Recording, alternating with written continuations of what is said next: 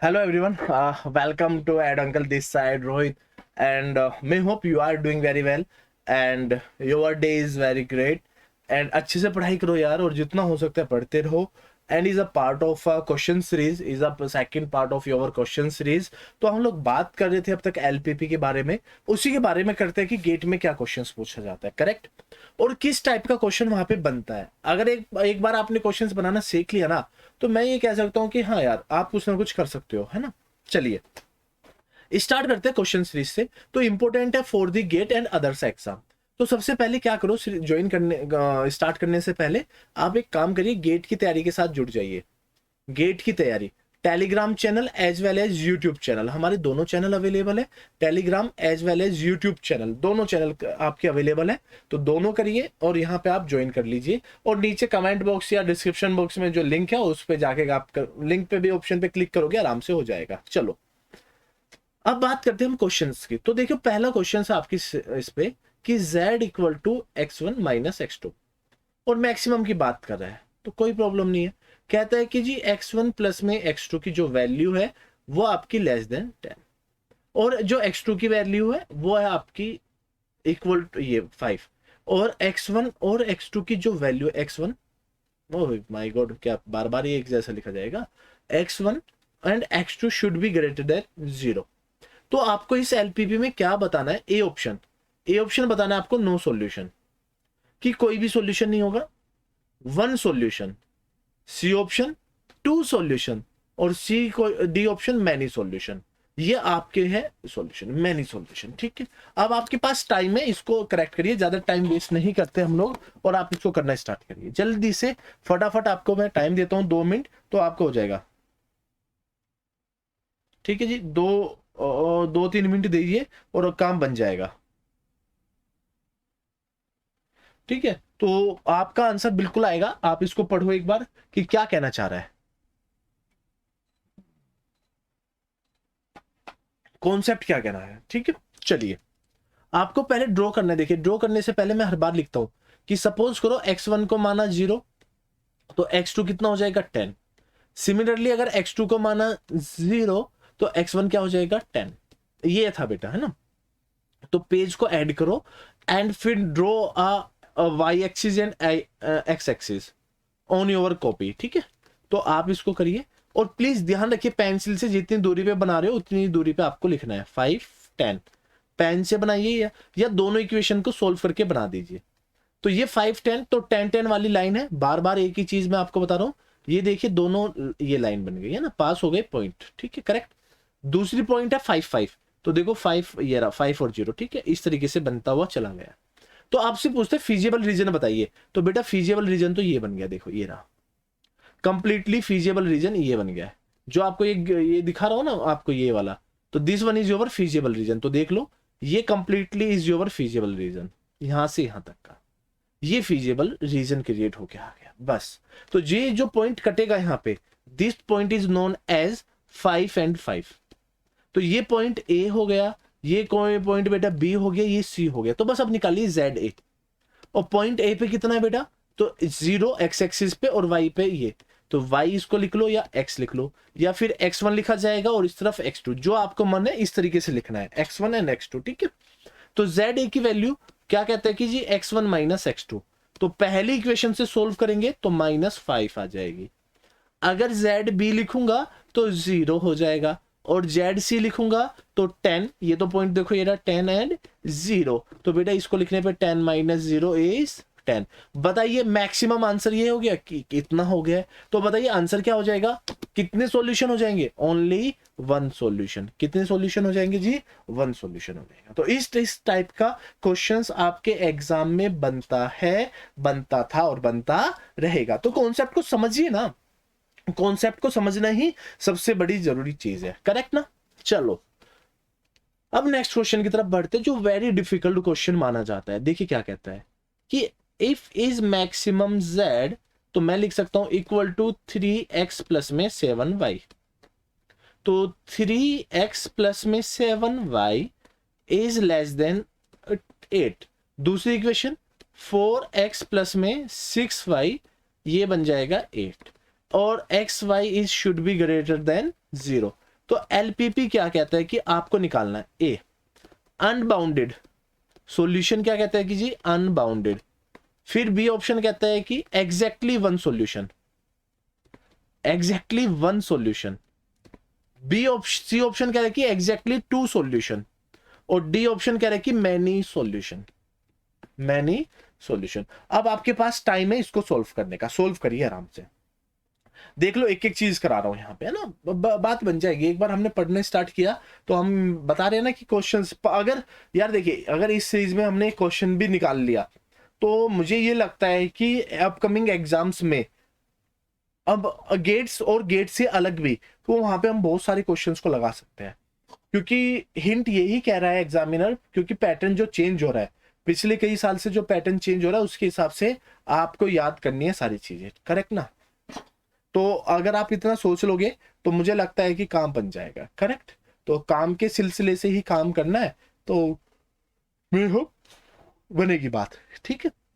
चलो ये हो गया, चलिए अब इसका सॉल्यूशन करते हैं ना, फिर से इसी तरीके से कि सपोज करो x को लिखा 0 तो y हो जाएगा 10/7, और y को लिखा 0 तो x हो जाएगा 10/3, ठीक है। अब इधर आइए, अगर मैंने माना x को 0 तो y हो जाएगा 8/6, सिमिलरली अगर y को रखा 0 तो x बन जाएगा 2, ये इक्वेशन बन के आ जाएगी। भाई देखो वो तो बनना है यार, देखो ये तो खूबी है क्वेश्चन की कि भाई उसको बनाना है, ठीक है।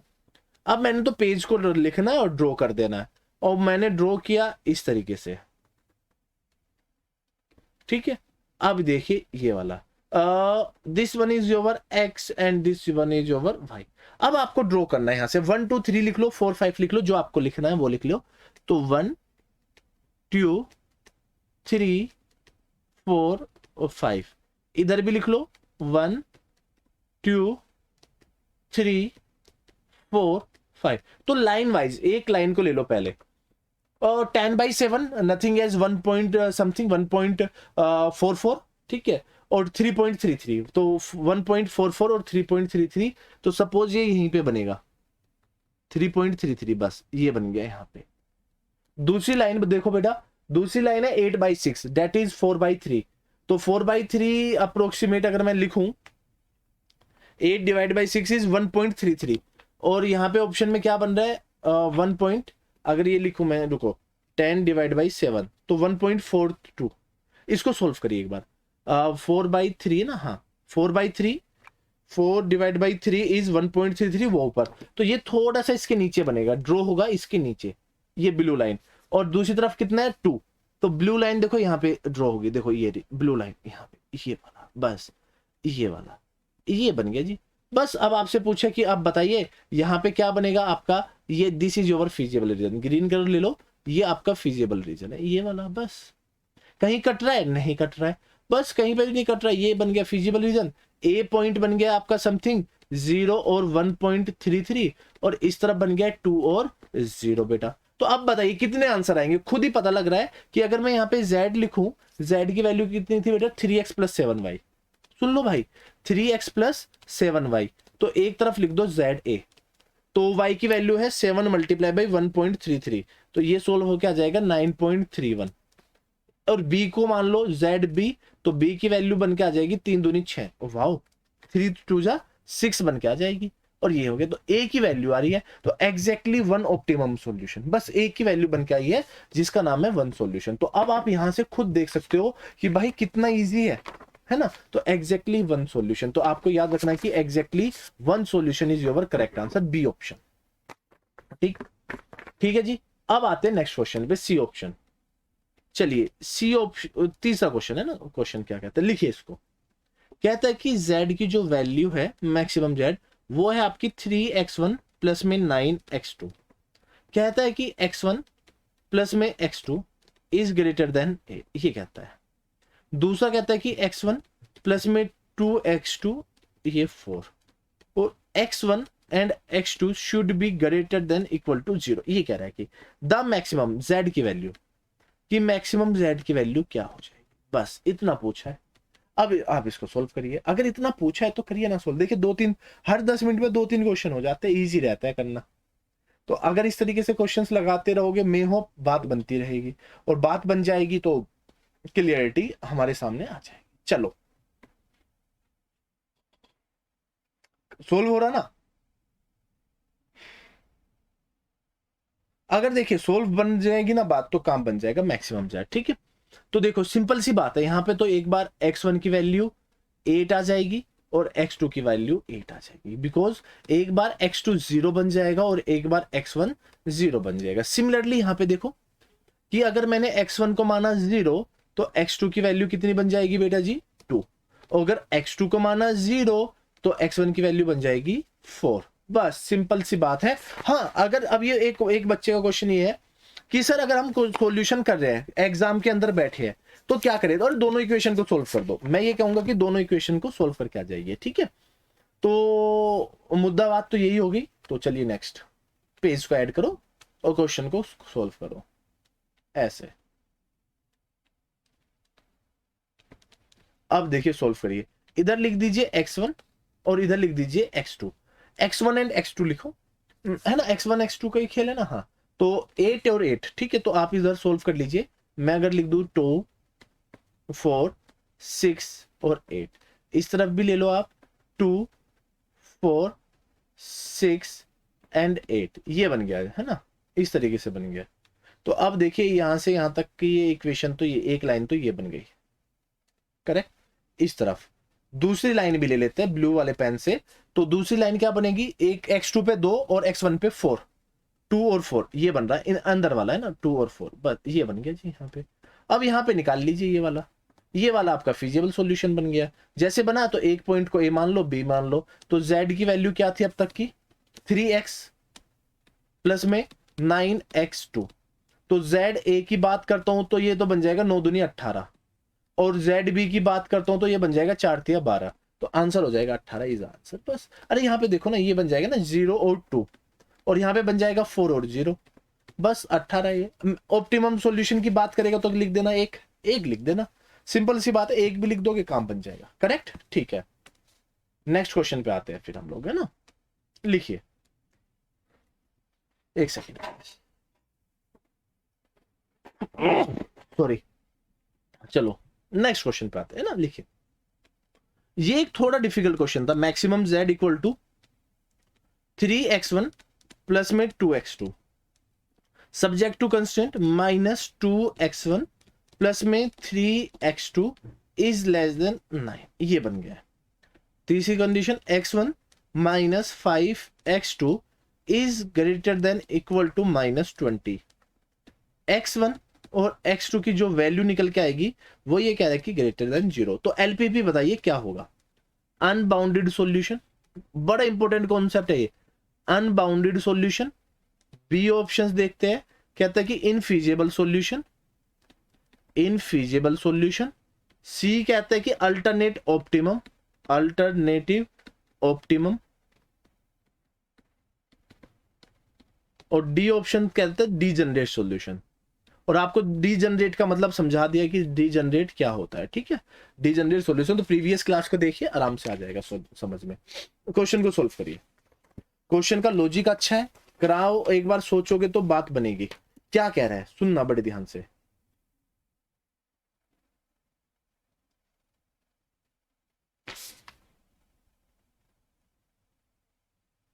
सोचो सोचो कि क्या बन सकता है ना, क्या कर सकते हैं ऐसा। और मैक्सिमम जेड कह रहा है। पहले तो सर एरो है, सुनना, एरो की गेम खेल लो। बंदा एरो से भी खेल रहा है आपके साथ, तो एरो के साथ खेल के दिखाइए अब आप।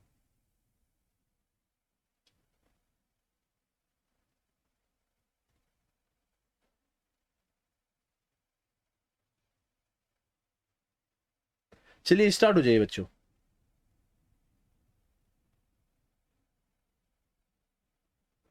पूछ रहा है कुछ ना कुछ तो पूछ रहा है ना, प्लीज। अगर पूछ रहा है तो यार करना तो पड़ता है ना, अपना अपना काम तो करना पड़ता है ना। तो सोल्व करते हैं। पहले आपको क्या करना है, नेक्स्ट पे इस क्वेश्चन को अच्छे से जमाओ। तो इसको कहते हैं कि इक्वेशन जमाओ। इक्वेशन देखो, पहली इक्वेशन है -2x1 प्लस में 3x2 स्मॉलर देन ये 9 बन गया, ठीक है। दूसरी इक्वेशन क्या कहता है कि ये तो सर साइन चेंज है, तो साइन चेंज कर दो, माइनस का साइन कॉमन लेके, तो ये बन जाएगा माइनस का x1, तो ये अंदर बच जाएगा 5x2, साइन चेंज हुआ तो ये बन जाएगा 20, करेक्ट ना। ये इस तरीके से बन जाएगा 5x2, ये बन गया 20। तो बस अगर आपको इतना पता लग गया है कि भाई ये सर ने चेंज कर दिया, तो अब इसको सोल्व करने की कोशिश करिए। कैसे करोगे, पेज को ऐड करो और इस तरीके से ड्रॉ करो,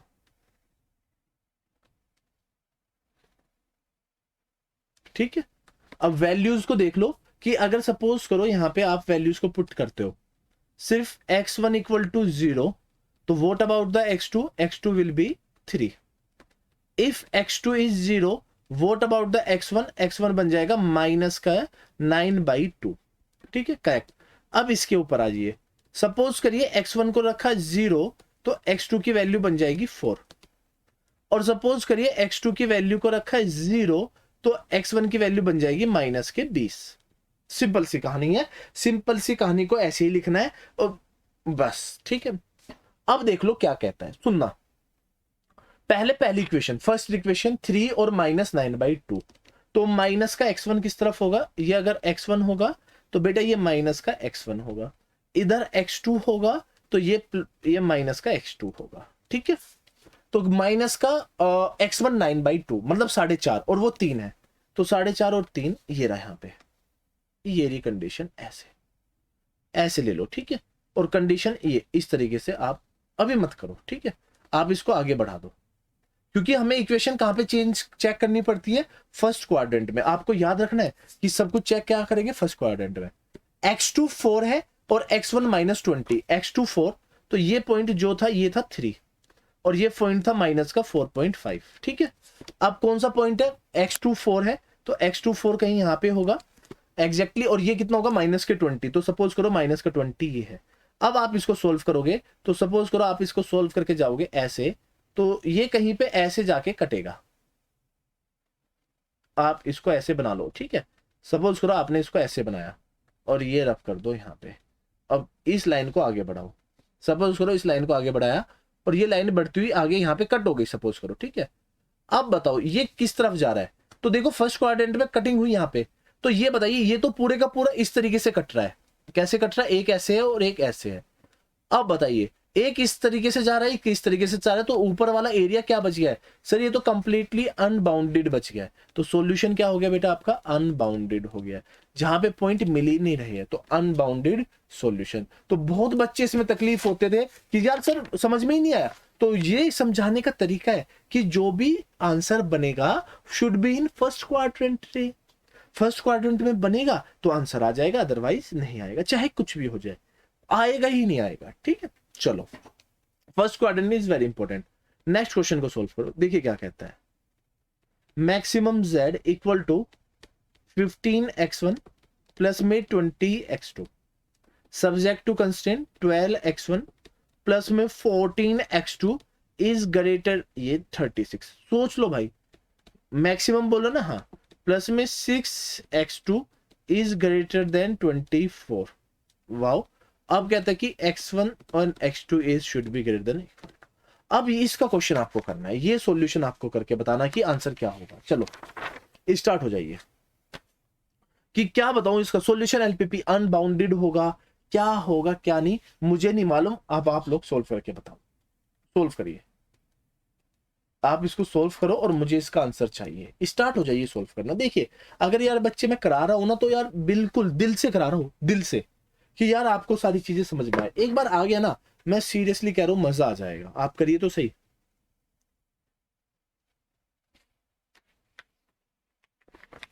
ये माइनस तो नहीं है अंदर, -6, ये कॉन्सेप्ट है थोड़ा, हाँ चलो कोई प्रॉब्लम नहीं, सोल्व कर लो, है ना।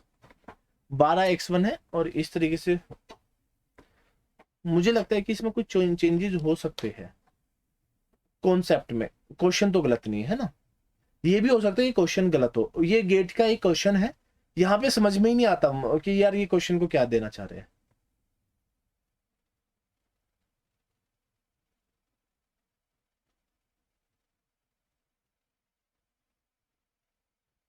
नहीं, क्वेश्चन को थोड़ा चेंज कर लो, क्वेश्चन को थोड़ा सा चेंज करिए, थोड़ा सा चेंज करो, ठीक है, मेरे कहने से थोड़ा चेंज करो, इसको माइनस करो और इसको इस तरीके से लिख लो।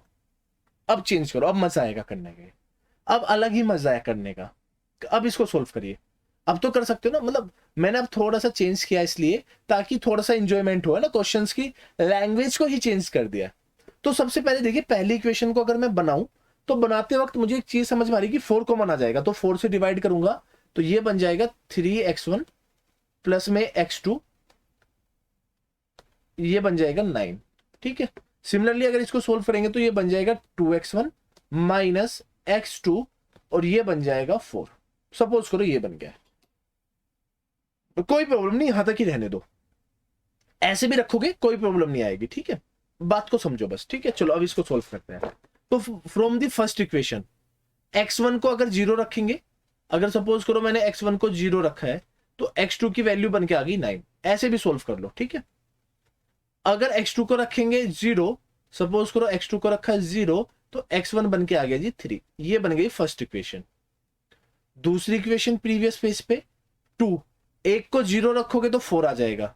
तो अगर सपोज करो x1 को रखा है 0 तो x2 की वैल्यू बन के आ जाएगी -4। प्रीवियसली आओ, अगर x2 की वैल्यू को रखता हूं 0, x2 की वैल्यू को रखता हूं 0 तो x1 की वैल्यू आ जाएगी 2। ये बन के आ गया। बस अब इसको ड्रॉ करना है। 0 3 9 1 2 है तो 2 के हिसाब से हम लोग टेबल बना लेंगे। तो 2 के हिसाब से टेबल बना लो यहां पे इस तरीके से। तो क्या क्या है ऑप्शन बेटा, एक तरफ है x1, दूसरी तरफ है x2। तो x1 और x2 है ना, तो ये बन गया जी 2 जा, ये बन गया 4 जा, ये बन गया 6 जा, ये बन गया 8, ये बन गया जी 10। सपोज करो ये बन गया 2 4 6 8 10। ओके, करेक्ट ना। तो पहला ऑप्शन चेक करो प्रीवियस पेज पे, 0 x2 9 और x1 3। तो 9 और 3 के बीच का एक रिलेशन बन रहा है यहां से, तो यहां से उठा और यहां पे आ गया 9 और 3। करेक्ट ना, क्या यही है क्या? अब देखो ये रहा 9 और 3। ठीक है, अब ये बताइए 9 और 3 तो मैंने बनाया, बट इसका एरो किस तरफ है? अगर मैं एरो की बात करता हूं तो एरो है इंटरनली, मतलब टूवर्ड्स ओरिजिन। तो अगर ये टूवर्ड्स ओरिजिन है तो टूवर्ड्स ओरिजिन है कि अवे ओरिजिन है? सर अवे ओरिजिन है, तो ये अवे ओरिजिन बनाओगे। ऐसे क्या बनाओगे सर? Away origin. ठीक है, दूसरा ऑप्शन चेक करिए प्रीवियस पे। सर x2 -4 है और x1 2 है, x1 2 है और ये -4 है। तो सपोज करो नीचे कहीं x2 -4 यहां पे बैठा है और आपको इसको मैचअप कराना है। तो मैचअप कैसे कराओगे? सिर्फ ये वाला काटता हुआ चला जाओ फर्स्ट क्वाड्रेंट में ऐसे। अगर ये कटा तो ये टूवर्ड्स ओरिजिन ऐसे बनेगा, इस तरीके से, इस तरीके से। अब बताइए फीजिबल सॉल्यूशन कौन सा है? तो सर फीजिबल सॉल्यूशन तो यहाँ एक ही नजर आ रहा है। वो क्या नजर आ रहा है सर? ये वाला नजर आ रहा है एरिया, ये एरिया नजर आ रहा है। फीजिबल सॉल्यूशन ये आ रहा है, ये वाला। और ये सॉल्यूशन किसके अंदर आता है बेटा? कि सर ये तो एक तरफ खुला है, बाउंडेड ही नहीं है, ये तो बाउंडेड ही नहीं है, तो that's mean is a unbounded solution. तो फिर से ये क्या बन जाएगा? अनबाउंडेड सॉल्यूशन में कन्वर्ट हो जाएगा। ये बताइए। तो प्लीज फिर बोल रहा हूं कि ध्यान दीजिए। क्या ध्यान देना है सर? कि अगर ये साइन बन के आया इस तरफ x1 और एक तरफ बन के आता है ये वाला, अगर यहां पे कुछ भी लिखा है, सपोज करो ये a लिखा है, ये b लिखा है, अगर ये साइन बन के आ रहा है तो ये क्या दिखा रहा है सर? अवैध, मतलब ये दिखा रहा है कि अवे ओरिजिन, अवे ओरिजिन। और इस तरफ वाला क्या दिखा रहा है सर बेटा? Towards origin. ये क्या दिखा रहा है आपको? Towards origin. तो इस तरीके से कॉन्सेप्ट को समझना पड़ता है। अब हलवा कॉन्सेप्ट तो नहीं है ना भाई। अब एक आ जाए कि जी हलवा है, अब देख लो हलवा है तो बताओ, फिर कहता है कि जी सर तो सोल्व कैसे होगा? सर सोल्व ऐसे करना पड़ता है यार, अगर नहीं करेंगे ना तो फंस जाएंगे। और जितना हम लोग फंस रहे हैं ना आजकल, तो यार हमसे ज्यादा तो मैं बता रहा हूं कि कोई नहीं है। सिविल इलेक्ट्रिकल वाले बढ़िया है क्योंकि उनके क्वेश्चन तो इजी है, अपने क्वेश्चन तो थोड़े लगता है डिफिकल्ट भी है। नहीं ऐसा बात नहीं, हर एक ब्रांच डिफिकल्ट होती है, वो एक कहने का तरीका होता है कि यार हमने बोल दिया कि ठीक है डिफिकल्ट नहीं है। अरे डिफिकल्ट सब होती है ब्रांचेस। एक से एग्जाम का लेवल इस टाइम पे बहुत डिफिकल्ट चल रहा है, तो प्लीज ध्यान रखो और पढ़ो जितना। चलिए नेक्स्ट क्वेश्चन। ठीक है, अब लैंग्वेज की करता है। देखिए क्या कहता है, 2 मॉडल्स, क्वेश्चंस को लिखिए, 2 models P and Q of a product, of a product earn profit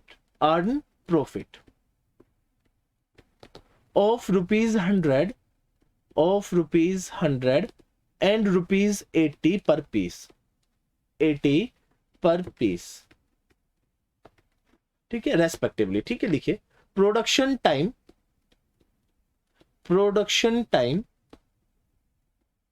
for P and Q are 5 hours and 3 hours, 5 hours and 3 hours respectively. The total production time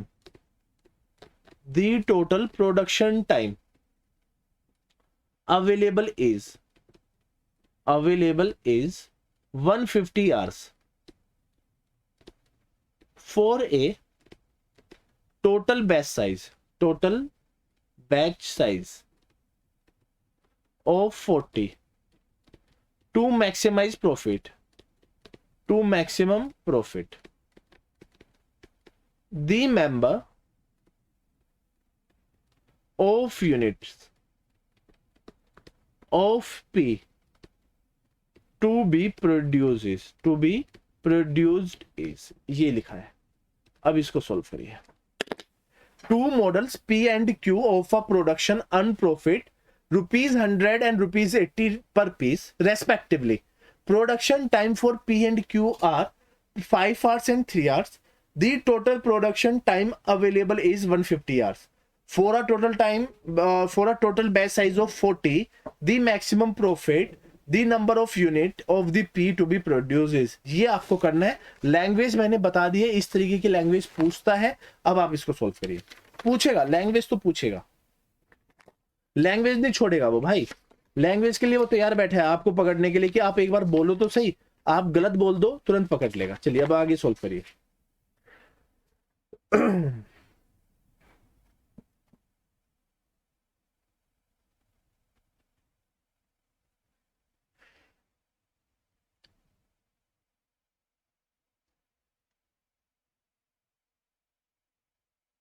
चलिए सोल्व करिए। बिल्कुल, आप लोगों के doubts clear है, comments है।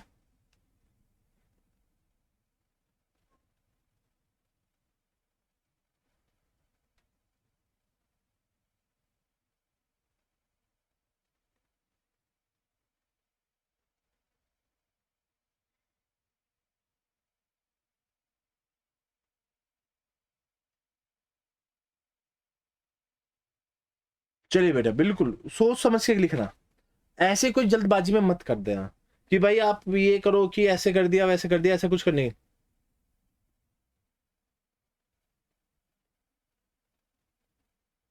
अगर हमने एक एक कॉन्सेप्ट को भी किया ना, मैं ये कह सकता हूं कि काम बनेगा, नाम बनेगा, फेम बनेगा। क्वेश्चन को पढ़ो, देखो प्रॉफिट की बात कर रहा है तो बेटा अगर क्वेश्चन में बोला है प्रॉफिट तो सिंपल सी टर्म में आपको लगानी होगी मैक्सिमम जेड की कंडीशन। और कितना प्रॉफिट बोल रहा है कि कह रहा है कि 100 रुपए प्रॉफिट है पी पे और 80 रुपए प्रॉफिट है क्यू पे। करेक्ट है, इतनी बात समझ में आ गई। कहता है फिर next question, the production time for P and Q R 5 hours and 3 hours। ठीक है, the total production time is available. तो कहता है कि जी सर सब्जेक्ट ट्रू, अगर 5 के पी बना दूं मैं और 3 का क्यू बना दूं तो हमारे पास टाइम अवेलेबल है 150। ठीक है, ये कहता है, इतनी बात है। फिर कहते हैं कि the total for a batch size of 40। Batch size किस किस का batch size sir? P plus Q का जो बैच साइज है वो आपका है 50। बस 50 की 40, 40 का है बेटा, 40 का है, 40 लिख दो। बस यही काम था, बस ये बन गया हमारा। मैक्सिमम प्रॉफिट कौन से पे निकालना है? P पे।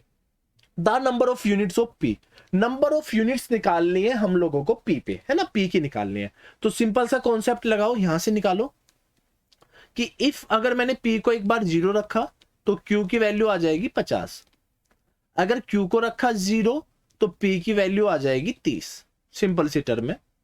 फिर दूसरी कंडीशन देखो, यहां से P को एक बार रखा 0 तो Q बन के आ जाएगा 40, अगर Q को रखा 0 तो P के बन के आ जाएगा 40। सिंपल सी टर्म बन के आ गई। बस तो 10, ये तो 20 10 20 40 में खेल रहा है, तो मैं ये करता हूं इस तरीके से। तो ये बन गया जी x, और ये बन गया P, और इस तरफ लिख लो Q। तो ये लिख लो 10 20 30 और ये लिख लो जी 40। सिमिलरली ये लिख लो 10 20 30 40, और तो नहीं 50 भी हो तो 50 भी लिख लो, 50 50। तो पहली लाइन रेड लाइन से है ना, तो देखो 50 और 30, तो 30 तो ये रहा और 50 ये रहा, क्यू पे 50 है, तो मैं तो डायरेक्टली ये ड्रॉ कर दूंगा, ये वाला मैक्सिमम अंदर की तरफ, ठीक है। ये वाला सेकंड कॉन्सेप्ट है 40 40, तो ये 40 रहा, ये 40 रहा, ये ड्रॉ कर दिया 40 40। अगर ये मैं 40 40 ड्रॉ कर दे रहा हूं तो ये कॉन्सेप्ट कहीं ये बन के आ रहा है, ये और ये। तो बेटा अगर मैं इसको ज्वाइन करूं तो ये बन के आ रहा है मेरे हिसाब से 15 और 25 पे, बस। तो अब फीजिबल सॉल्यूशन क्या हो जाएगा, तो बस यही तो हमारी चीज है फीजिबल सॉल्यूशन। ये कंप्लीट सॉल्यूशन यहां से यहां तक चलता हुआ नीचे की तरफ आ जाएगा, ये बन गया जी फीजिबल सॉल्यूशन। देखो ड्रॉ कर दिया, ये ड्रॉ हो गया। बस अब आप इन पॉइंट को ड्रॉ करिए, इसको लिखिए ए पॉइंट, इसको लिखिए बी पॉइंट और इसको लिखिए सी पॉइंट। तो ए पॉइंट पे कितना कितना है बेटा 0 40, अब बी पॉइंट पे कितना है बेटा 15 और 25, तो पहले क्या लिखा P और दूसरी तरफ क्या लिखा Q, और सी पे कितना है आपका 40 और 0। अब यहां पे आप प्रॉफिट निकाल लीजिए, अब जो भी आपका प्रॉफिट है 100P और ये वाला, तो 100P प्लस में 80Q को पुटअप कर लीजिए। तो अगर मैं यहाँ सारे स्टार्टिंग में करता हूं तो ये 3200 आ जाएगा, ठीक है। ये 80 मल्टीप्लाई बाई 25 आ जाएगा, 80 मल्टीप्लाई बाई 25 और प्लस में 100 मल्टीप्लाई बाई 15, ये आ जाएगा 3500, और ये आ जाएगा ये तो 4000 आ गया। नहीं नहीं नहीं, ये 30 है ना, ये 30 है, ये 30 है, तो ये आ जाएगा 3000। तो अब ये पूछ रहा है कि मैक्सिमम प्रॉफिट क्या है, ये आंसर है। ये तो मैक्सिमम प्रॉफिट है, ये तो मैक्सिमम प्रॉफिट है। मैक्सिमम प्रॉफिट की वैल्यू है 3500 रुपए, मैक्सिमम जेड की वैल्यू कितनी है 3500 रुपए। तो उस पे पी कितने का बेच, बी के कितने, पी इतना है और क्यू कितना है 25। तो अब आपसे पूछा है कि भाई कितना हो जाएगा पी पे, तो पी पे कुछ नहीं हुआ, पी पे 15 है, दैट इज द आंसर। ये आपका आंसर हो गया। तो मैक्सिमम प्रॉफिट पूछे तो 3500 आंसर हो जाएगा, और पूछे कि नंबर बताइए पी और क्यू की वैल्यूज कितनी है, तो 15 और 25 हो जाएगी। तो क्यू पे पूछे तो 25 हो जाएगी, और पी पे पूछे तो बेटा 15 हो जाएगी। इस टाइप का क्वेश्चन एग्जाम में बन के आया है अधिकतर। तो मैं होप इतनी बार आपको बात समझ में आ गई होगी कि इतनी बार जो मैं बता रहा हूं, बार बार एक एक कॉन्सेप्ट को करा रहा हूं, तो इसका रीजन ये ही है कि आपको समझ में आना बहुत जरूरी है। और एक बार समझ में आ गया यार, आपको कोई नहीं रोक सकता है। मैं बता रहा हूं दुनिया की हर एक ताकत आपके पीछे होगी। करेक्ट, ठीक है। चलिए ठीक है जी, फिर नेक्स्ट क्वेश्चन करते हैं, last question of the day. तो फिर अगले जो चैप्टर है, ये चैप्टर कंप्लीट हो गया आपका, ये समझ लीजिए सभी।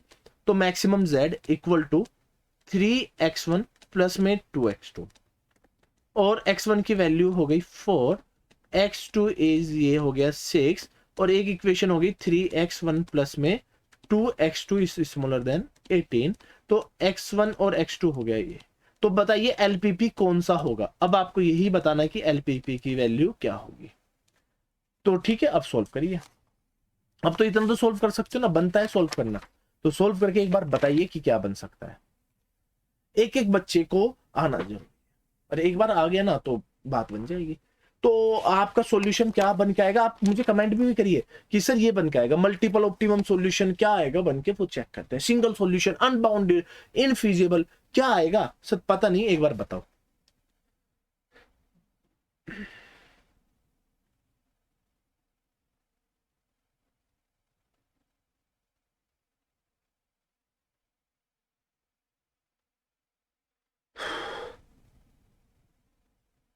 चलिए सोल्व करो फटाफट फटाफट, भाग के सोल्व करिए। तो करना क्या है सर, कुछ नहीं करना। देखो आपको सबसे पहले ड्रॉ करना है।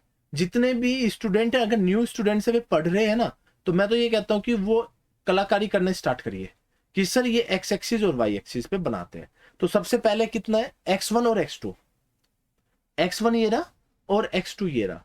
तो टेबल तो हम लोग पढ़ देते हैं 2 4 वाली है ना, 2 4 6 8 10 और 12, जितना का भी यूज होगा देख लेंगे। 2 4 6 8 10 और 12। तो देखो क्या कहते हैं बच्चे, एक बार देखो यूज करो, प्रीवियस पेज पे आओ। कहता है कि x1 4 है, x1 को 4 लिखो, x2 को 6 लिखो। 4 और 6, तो अरे यार मैं फिर भूल गया हूं, x1 को 4, तो x1 4 ये रहा, x2 6 ये रहा, इस तरीके से बना दिया। ठीक है, तो ये बन गया जी आपका, इधर बन गया 4 और 0, और इस तरफ बन गया जी आपका 0 और 6। तो ब्लू पेन मैंने उठाया, अब प्रीवियस पेज पे चलते हैं, यहाँ पे आ जाते हैं, पहले इसको सोल्व करें। If x1 is 0, what about x2 is 9, correct. If x2 is 0, what about is x1 is 6, तो x2 9 हो गया है, x2 इज 9, x2 इज 9 और ये 6 हो गया, तो x2 9 और 6 ये रहा। तो आप इन दोनों को कट करो, अब ये बन गया जी कट करके 6, ये बन गया। अब ये पूछते हैं कि फीजिबल रीजन क्या है, तो भाई फीजिबल रीजन तो ये बनेगा ना, ग्रीन वाला, ये वाला यहाँ, अरे ग्रीन वाला, ये वाला, ये तो फीजिबल रीजन बनेगा बस। अब देखिए 4 पॉइंट कट रहे हैं यहाँ पे आपके, ये बन गया फीजिबल रीजन। इस तरीके से शो करना पड़ता है। अगर आप यूनिवर्सिटी एग्जाम में, आपको बताना पड़ेगा कि फीजिबल रीजन कौन सा है, this one is feasible reason. अब अगर ये फीजिबल रीजन है बेटा, तो अब देखिए ये पॉइंट तो बन गया ए, ये पॉइंट बन गया बी, ये पॉइंट बन गया सी, और ये बन गया डी। तो ये देखो किस पे कट रहा है, अब ये कटने वाली नौबत आ गई है। तो बी पॉइंट बताइए किस पे कट रहा है, तो बी देखिए नीचे ये रहा, तो बी की वैल्यू तो हो गई 2 और 6, और सी की वैल्यू देखिए, तो सी की वैल्यू तो ये कुछ यहाँ पे कट रही है सर, तो ये बन गया 4 और 3। तो जेड ए के पॉइंट लिख लीजिए, ये बन गया बेटा 0 6, जेड बी के लिखे 2 और 6, जेड सी के लिखे 4 और 3, और जेड डी के लिखे 4 और 0। 4 और 0 ना, यस 4 और 0, ठीक है। अब लगाइए फॉर्मूले में। अब फॉर्मूला क्या है सर, प्रीवियस पेज पे जाइए, लिखा हुआ है 3x और 2x2, 3x1 प्लस में 2x2, याद कर लीजिए। तो 6 दूनी 12, 12 तो ये बन गया, 3 दूनी 6 और 6 दूनी 12, 18 ये बन गया, 4 तिया 12 और 6 18 ये बन गया है, और 4 तिया 12। तो अगर आप देखोगे मैक्सिमम कंडीशन 2 जगह पे आ रही है, ये रही मैक्सिमम। और अब आपका आंसर क्या होगा सर, मैनी सॉल्यूशन। तो सीधा सा आंसर है सर, तो कितने, अरे 2, अरे यार बताओ ना, खुद देखो, अगर आप ऑप्शंस भी चेक करोगे, मल्टीपल ऑप्टिमम सॉल्यूशन। तो अगर 2 ऑप्शन आपके मैक्सिमम आ रहे हैं, that is multiple optimum solution. तो multiple optimum solution, multiple optimum solution. तो मैं होप आपको ये बात समझ में आ गई होगी कि जो मैंने कराया, ये multiple optimum solution is a good for you, है ना। तो ऐसा ऐसा कॉन्सेप्ट है, ऐसा कॉन्सेप्ट है भाई, कि आप लगाते हुए थकोगे नहीं। इस तरीके से चीजों को आपके पास रिप्रेजेंट किया जा रहा है, ताकि आप लोग कंफ्यूज ना हो जाओ। और प्लीज अगर आप यूनिवर्सिटीज में ना, तो ये एरो के साइन लगाना मत भूलना, बहुत इंपॉर्टेंट एरो के साइन होते हैं ये। तो इस तरीके से बना दो, आपका काम बन गया। तो ये इससे मैक्सिमम। तो हाँ, अगर कोई कहे यहाँ पे भी बनाओ, तो बना दो कि सर ये रहा, मुझे तो शो करना था बस, शो जहां पे हुआ ये हुआ, तो मल्टीपल ऑप्टिमम। सर अगर एक पॉइंट होता तो सिंगल ऑप्टिमम सॉल्यूशन। तो इस टाइप के सभी क्वेश्चंस बनते हैं, बनते थे और बनते रहेंगे। मैं होप आपको इतनी बात समझ में आई होगी। तो देखिए आज इतना सारा हमने क्वेश्चंस को लगाया, शुरू से देखिए। तो देखिए अलग अलग टाइप के क्वेश्चंस हमने लगाए, मैक्सिमम जेड जिनका नो सॉल्यूशन 1 सॉल्यूशन, ये कंप्लीट बताया। तो प्लीज ये एरो के साइन लगाना मत भूलना, नहीं तो आप लोग कंफ्यूज हो जाओगे। इस तरीके से साइन लगाते हैं, और इनका नया नया कन्वर्जन मैंने बताया कि वर्डिंग क्या होती है। सिमिलरली आपको ये लाइन की इक्वेशन सोल्व करनी है, और इन एग्जाम्स में अगर आप करें तो हाँ, ये क्वेश्चन था बड़ा डिफिकल्ट अनबाउंडेड वाला। तो आपको ध्यान रखना है, आपको ध्यान रखना है कि अनबाउंडेड में फर्स्ट क्वाड्रेंट, मैं फिर लिख रहा हूं कि फर्स्ट क्वाड्रेंट में दिया, कोई भी हो फर्स्ट क्वाड्रेंट होना जरूरी है। तो फर्स्ट क्वाड्रेंट के अंदर आपको चेक करना है कि ये कट रही है लाइन, जहां पे कटेगी उसी के हिसाब से चेक करना है, ठीक है, क्लियर। इसके अलावा आपको ये सारी चीजें मैंने बताई, क्वेश्चंस को किस तरीके से कैटेगराइज करके बताया। और सबसे इंपॉर्टेंट, अगर आप एग्जाम देने जा रहे हो, तो एग्जाम में ध्यान रखना है कि आपको इन सभी एरोज के अलग अलग मीनिंग होते हैं, ध्यान रखना है, मैक्सिमम जेड और मिनिमम जेड। तो ये सभी क्वेश्चंस मैंने कराए, पहले पार्ट में भी कुछ क्वेश्चंस कराए थे और यहाँ पे भी कराए। अब देखिए बच्चों के लिए बेनिफिशियल कैसे है चीजें। अब हमारे जैसे यहाँ पे 3-4 बैचेस चल रहे हैं, जैसे गेट का बैच चल रहा है, AEJE का बैच चल रहा है स्पेशल, और सरकारी नौकरी मींस नॉन टेक्निकल। तो आपको कंफ्यूज नहीं होना बच्चे, ये हमारा चल रहा है नॉन टेक्निकल, ठीक है। और ये चल रहा है गेट, गेट के अंदर चल रहा है आपका इंडस्ट्रियल इंजीनियरिंग के क्वेश्चन, है ना। इंडस्ट्रियल इंजीनियरिंग के अभी ये पार्ट हो गया, मंडे से दूसरा चैप्टर पढ़ेंगे। और जो क्लासेस का टाइम होता है वो होता है आपका 4 PM। ये आपका जेई की तैयारी सबसे इंपॉर्टेंट सब्जेक्ट चल रहा है प्रोडक्शन। तो भाई प्रोडक्शन देखना मत भूलिए, ये प्रोडक्शन सॉरी ये चलता है 12 PM, हाँ ये ना, ये चलता है 4 PM, तो ये आपका एज 4 PM और गेट चलता है 12 PM। नॉन टेक्निकल में आपका चल रहा है, मैं नहीं पढ़ा रहा हूँ, और जो फैकल्टीज है वो चला रही है आपका, और जिसमें आपका चल रहा है क्वांट्स एप्टीट्यूड और प्लस में रीजनिंग, दोनों एक साथ चल रहे हैं। तो जाके देखिए, जितना जल्दी हो सकता है जाके देखिए। इसके अलावा अगर कोई डाउट है तो ये गिवन नंबर है, आप मेरे से कांटेक्ट कर सकते हो इस नंबर के हिसाब से, और कोई मेल है मेल कर सकते हो कि अगर और आपको लाइव क्लासेस लेनी है तो लाइव क्लासेस आपकी ये अवेलेबल है जहां पे ऐप पे चलता है, ठीक है। इसके साथ साथ आप बस क्लास का ध्यान रखिए, पढ़िए, हेल्थ का ध्यान रखिए और तैयारी करिए। सभी का भी एग्जाम चल रहा है अभी, ऑल द बेस्ट। जो DSSB के बच्चे जो सिविल इंजीनियरिंग के हैं उनका भी एग्जाम चल रहा है, उनके लिए ऑल द बेस्ट है। और जो अपकमिंग एग्जाम्स है बच्चे प्रिपेयर करो, कोई भी डाउट हो I am always with you. And तो आप यकीन मानिए, अगर कोई हेल्प है तुरंत बताइए कि सर ये पढ़ा दीजिए, उसके हिसाब से सारी चीजें मैं आपको कवर अप कराऊंगा। तो आज की क्लास मैं यहीं पे करता हूं, तो नेक्स्ट क्लास याद रखिए मंडे टू सैटरडे चलती है, याद रखिए मंडे टू सैटरडे क्लासेस आपकी चलती है एवरी डे। तो अगर आप चलोगे गेट और ये जाओगे AE में तो अलग अलग कोर्सेज चल रहे हैं, तो 12 PM एंड 4 PM, ठीक है। तो ये क्लासेज है Monday to Saturday, Sunday free यार, एक दिन तो हमें भी चाहिए फ्री के लिए, ठीक है। चलिए आज की क्लास यहीं ओवर करते हैं, पढ़िए बढ़िए आगे। थैंक यू सो मच, जय हिंद।